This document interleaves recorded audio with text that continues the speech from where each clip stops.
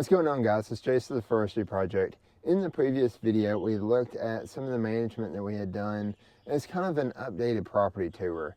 And we went around the oak savanna stand, we looked at the sourwood that we planted recently, and then we dropped off in the ravine just a little bit and looked at that cucumber tree that we saw, and then looked at the eastern redbud that we planted. Let's continue on around the property, looking at a few different things, comparing and contrasting this property tour to our previous property tour that if you watched our first video where I walked the property that was during the winter time, let's look at some of the different things that we've noticed.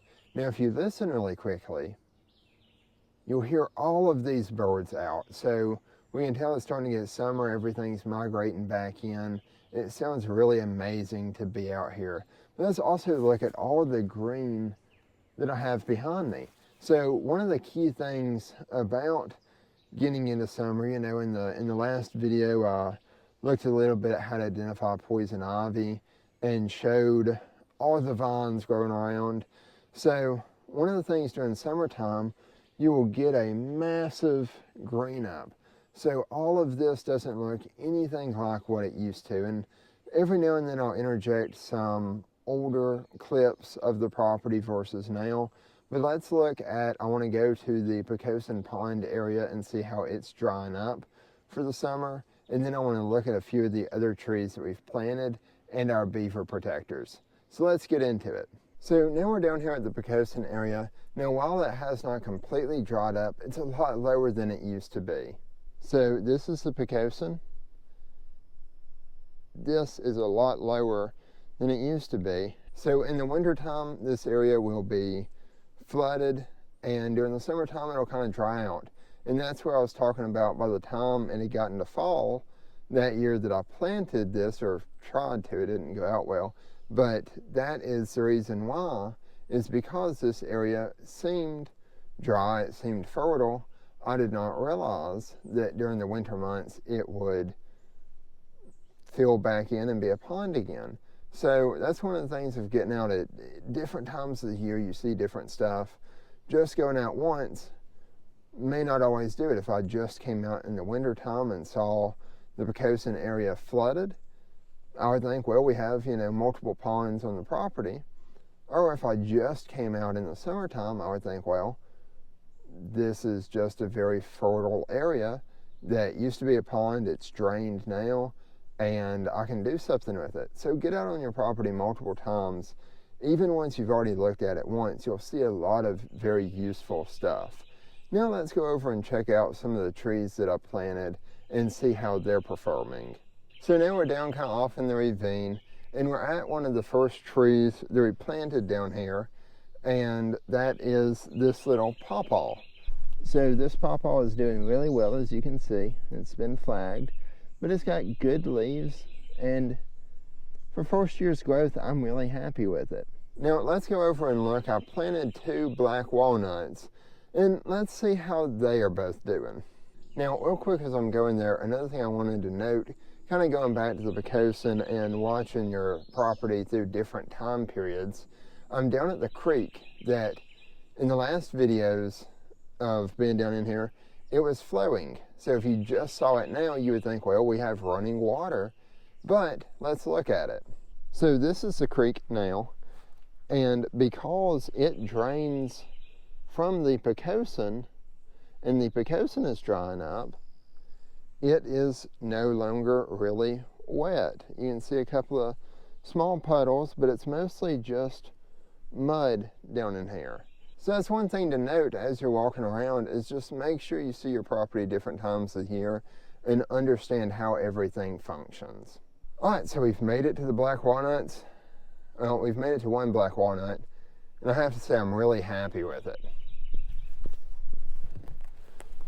So this is the black walnut that we planted without the tree tube, and you can see it's doing really well. It's got a lot of green growth coming out of it. Leaves are coming out really good, and for first year, I'm really happy with it. Now let's compare that black walnut to the black walnut that we planted in the tree tube and see how they both compare to each other. So this is our tree tube. Let's look over in there.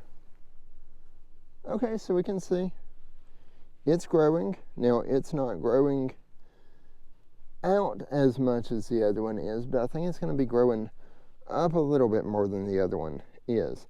So we'll see once it reaches the edge of the top up here, we'll see how those two compare. We've walked out of the ravine.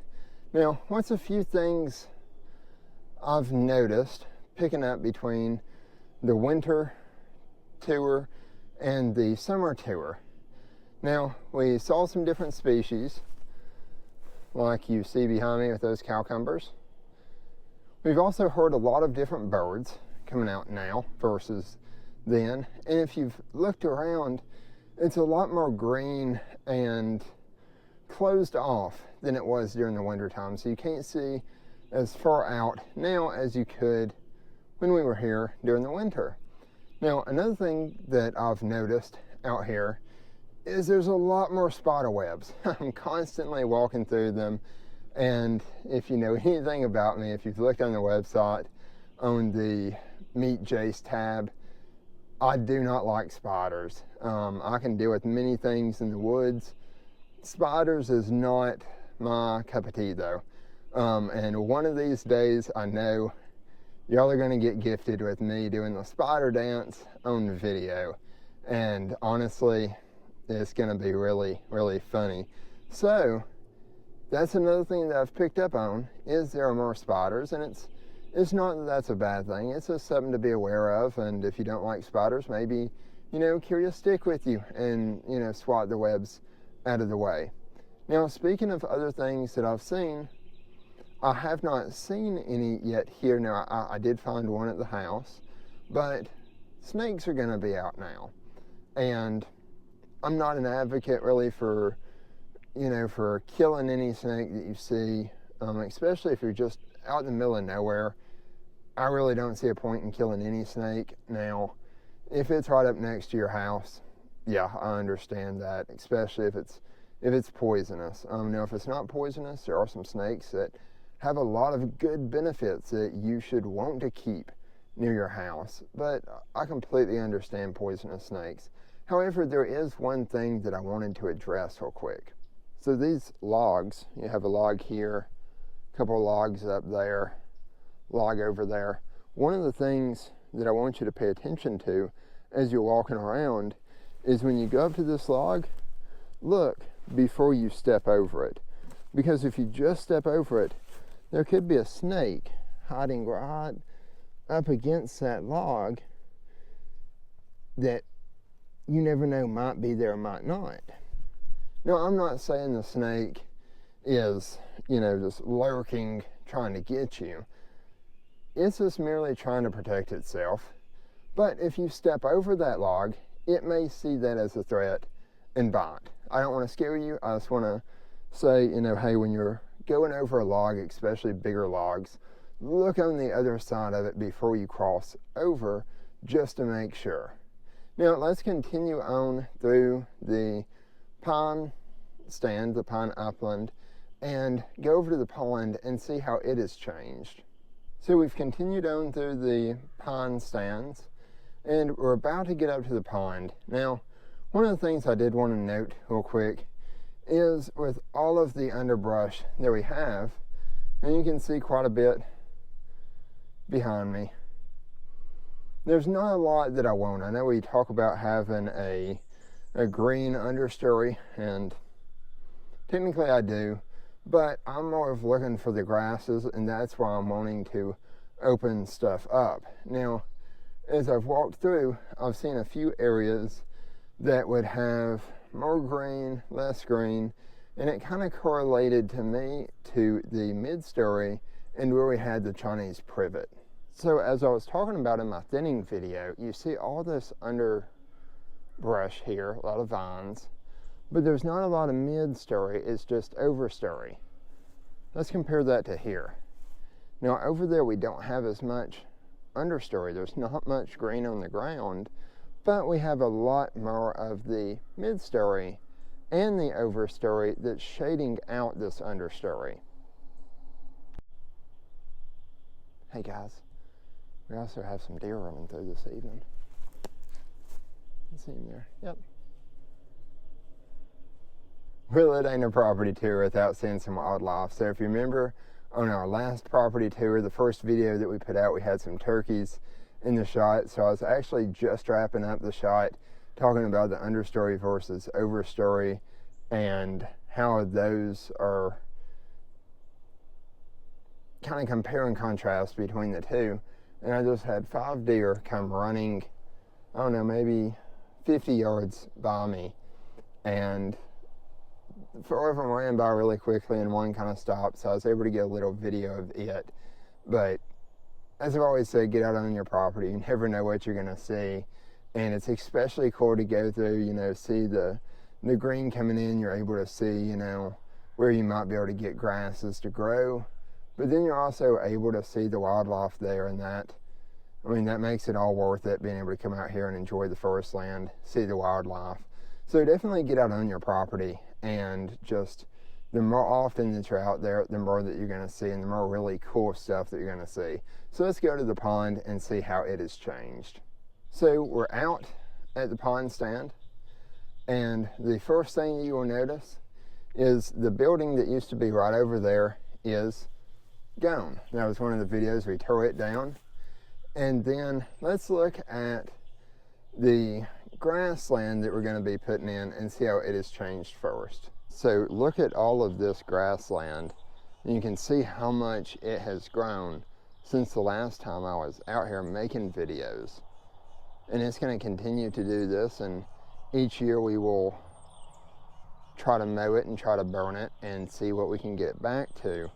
But this is going to be one of the things, if you don't mow continuously, there's going to be a lot of trees like this sweet gum right here that decide to try to come up. There's sweet gum, you can see some yellow poplar, so that's going to be one of the things to make sure of. Now let's look at the pond. You won't believe how it has changed. So in all the past videos I talked about all the lily pads that would be out at the pond, but because it was wintertime, none of them were out there, they were all below. So now you can see all of the lily pads that cover this pond. It's just crazy how the seasons can change this. So through this video and through the last one, comparing that to the first property tour that we done, you can see how much all of this has changed between the winter and the summertime.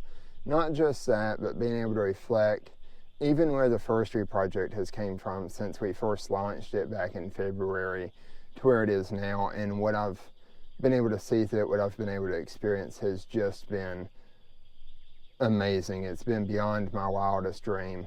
So thank you so much for allowing me to do that. Thank you for watching these videos. And guys, if you get something out of this, please drop us a comment. Comment on back there, there's a lot of muscadine vines that we looked at. So, what are your thoughts on out on your property? Can you have too much of a good thing? I know muscadines are a fruit that animals love, but if it covers everything, that's probably not the best. So what is your opinion on, can you have too much of a good thing on your property? Also, comment on any cool species that you've seen. Comment on any cool wildlife that you've seen, like we saw the deer. But most importantly, like the video, subscribe to the channel, listen to our podcast, go follow us on social media. We're on Facebook and Instagram at _forestry project on Instagram, and just the forestry project on Facebook. But interacting with us on those platforms helps us beyond anything you could ever know. That's the big metric that we're basing everything off of, and that's how we're able to get out and reach more landowners, is by using those platforms and the algorithms that they have to our advantage. So with that, guys, thank you so much for watching. Thank you for your support. And until next time, happy management and God bless.